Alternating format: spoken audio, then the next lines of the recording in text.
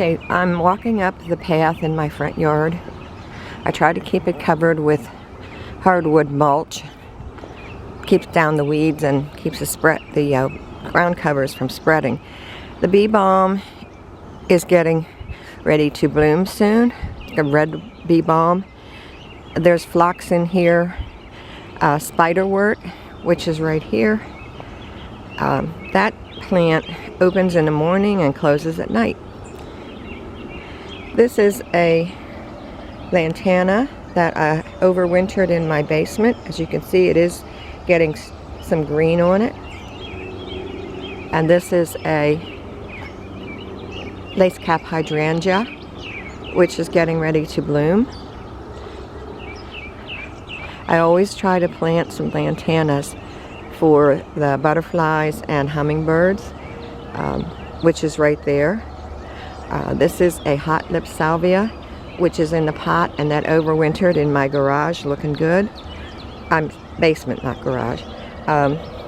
This is another lantana. That's Dallas red lantana. That grows really tall. It did last year. It grew almost as tall as me. It's in a pot. I'm just going to let it in the same pot, I think, rather than take it out and plant it in the ground. This is a butterfly bush that will soon bloom. There's Solomon seal in here.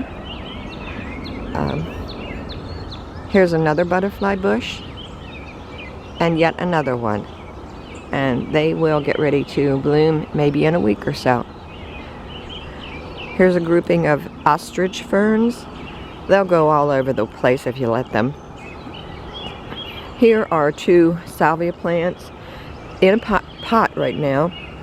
What I'm going to do is to plant them in this area right here. Right here there were bleeding hearts, the old-fashioned bleeding hearts, which I whacked down yesterday with the weed whacker. And there's enough room here for some salvia plants, which are for the hummingbirds, and that's where they're going to go. I've really tried to slow down on having so many potted plants because it's hard to water them in the summer when it's really really very hot. So I've cut down at least by half. Okay, I'm going to swing around here and walk around the path. There are perennials mixed in with the ground cover, so it's not a monoculture. There are a lot of perennials in the yard that bloom off and on all through the year. Here where you see the plants with the reflectors, this is porterweed, and I have 4 different types of porterweed. Usually I plant the same type of porterweed, which I order by mail or try to take cuttings. The first one is going to be purple, which I overwintered. I only had luck with one, with overwintering it by taking cuttings.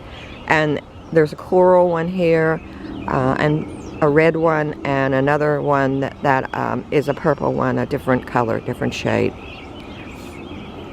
They are for hummingbirds and butterflies and other pollinators. They really love those, and they will get about 4 to 5 feet tall. You can see this one has a spike that's coming, and each day there will be some little tiny flowers coming out on them. Okay, before I go up the path, I'm going to turn it off because the video is getting long.